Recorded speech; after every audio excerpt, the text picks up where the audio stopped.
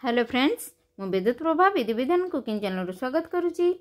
आज मु आपण मान पाखु नहीं आसी मांडियार गोटे हेल्दी रेसिपी जहाँकि आम ओडिशा रे बहुत लोक खाई थांती आउ किछि लोक ए केमिति कोन जानि न थांती। सेपई आज वीडियो को आपण माने शेष पर्यंत देखिबा को अनुरोध। मांडिया को आमे देखिबा जानिबा ता विषय रे कोन कोन सब उपकारिता अछि। फ्रेंड्स यह को बहुत लोक खाई थांती निज ओजन ह्रास करने को चाहूले। यह खाइले ओजन ह्रास भी होता है, डायबिटीज रोग को कम करिथाए। मांडिया रे जेकोसी प्रकार खाद्य खाइले बनाई आमर शरीर पर बहुत उपकार मिलता है। मांडिया रे टिप्टोमय आउ अमीनो एसिड थिबारु आमर भोक को नियंत्रण करथाए। चाउल चूना रे मांडिया को खाद्य रूपे व्यवहार कले आमे प्रचुर परिमाण रे फाइबर पाई परिबा। यह को डोसा वा पिठा रे व्यवहार करी खाइले आम शरीर रे प्रचुर परिमाण कैल्शियम पाई परिबा। आज मु आपण मान पई डोसा नहीं आछि मांडिया अल्प चाउल आउ बिरी रे तैयारी डोसा।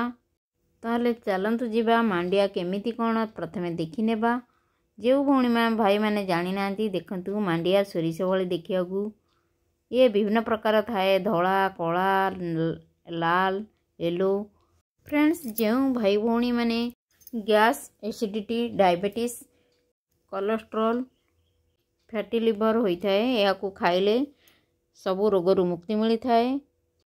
सतरे फ्रेंड्स यह को थरे एमती बनाई खातु मो रेसिपी की फॉलो करंतु जानिबे यह आपन पाई परदिन सकाळू केते भल लागुची आपन फील करिवे आउ हमर मांडिया को खाइया को चेष्टा करिवे।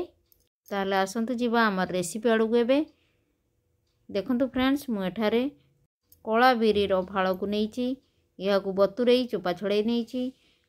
फ्रेंड्स चाउल और मांडिया को अलग अलग कर भेदई थी एबे यह को मु धोई भल भाव परिष्कार कर नैची यह को मिक्स कर नैची। आज सकाळे डोसा बनैबारे थिला काली ठारू मु भेदई नै थिली चाउल आउ मांडिया आउ बिरी को 5 घंटा बतुरैला परे यह को मु भल भाव धोई राति रे बाटिक रखी। एठारे मु बिरी आउ चाउल समान परिमाण रे नै थिली। मांडिया कम थिबारु ताठारु टिके कम परिमाण थिला। आपण चाहिले समान परिमाण रे चाउल मांडिया बिरी को भेदाई प्रथमे भल भाव धोई यह को बाटिबे। फ्रेंड्स एठारे मु काली ठारू बटा कर देइथिली जेहेतु शीत दिन हमर आणु को फुलिया पई समय लागि थाए एमिति करी दुई भारी करी बाटी नैथिली। बाटला परे गोटे कंटेनर रे सब एखाटी कर नैथिली। या परे मु आण को गोटे ढांकुणी ढांकी सकाळ पर्यंत रखी। एबे हमर सकाळ हो जाइछि मु जलखिया पई डोसा प्रस्तुत करिवि हमर मांडिया चाउल बिरी रो डोसा। एबे आमे आण रे गोटे चम्मच लूण ऐड करिबा। एबे आमे लूण को भल भाव रे फेंटी नेबा। आण रे भल भाव रे हमर आण रे लूण गुळे हे गला परे एबे आमे गोटे छोट चम्मच रो कम सोडा पकाइबा डोसा हमर सॉफ्ट होवा पई। एबे आमे यह को पकाई भल भाव रे फेंटी नेबा। एबे आमे सोडा पकाइबा द्वारा आण आमर हल्का हो गला। एबे आमे डोसा बनिया को सहज होई जिवो। एबे आमे गोटे कटर रे पानी नेबा गोटे चम्मच लूण ऐड कर नेबा। फ्रेंड्स अनेक भौणी माने जानी थिबे डोसा बनैबार गोटे सहज ट्रिक्स उपाय लूण पानी टिके छुंची थिले हमर डोसा तावा रे लागि न थाई सेति पई प्रथमे आमे लूण पानी कर नेबा। यह पर आमे तावा को गरम कर नेबा डोसा बनैया पई। एबे हमर तावा गरम हो गलानी। एबे अल्प किछि सोरिष तेल ऐड करिबा। यह पर या को आमे गोटे ब्रश साहाय्य रे स्प्रेड कर नेबा।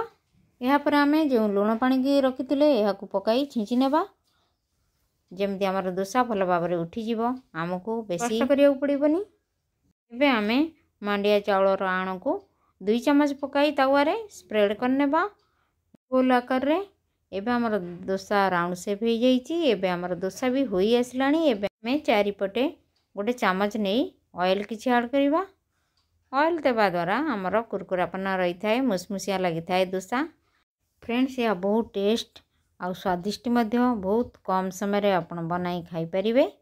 एमती बाटिक रखिथिले एमिति हेल्दी खाना खांतु शरीर को स्वस्थ रखंतु। शरीर सुस्थ रहिले आम शरीर चलचंचल होता है आमर भोका भी लगी थाए आमे सब बेले फुर्तिला रही था लेजी लगी न थाए। फ्रेंड्स एमिति उपाय निश्चय मांडिया को भिन्न भिन्न उपाय खातु शरीर को सुस्थ रखु। फ्रेंड्स आज रेसिपी आपण मानू केमती लगला प्लीज कमेंट रे जणाइबे।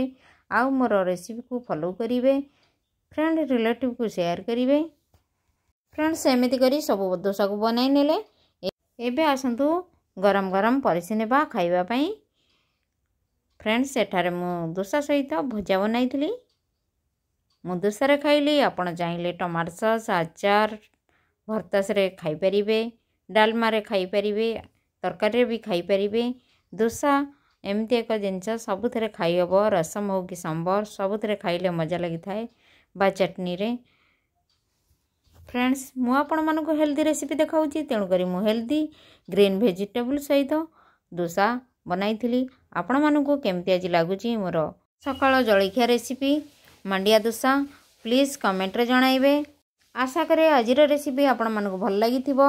यदि भल लागि थाए मोर चैनल को गोटे सब्सक्राइब करेंगे। साइड रे बेल आइकन को प्रेस कर देबे जेमिति मोर नुआ नुआ वीडियो अपलोड होबो आपण मानक तुरंत नोटिफिकेशन मिल परिबो। रहिली नमस्कार। पुणी आसीबे आ एक नुआ वीडियो नै। Bye see you again.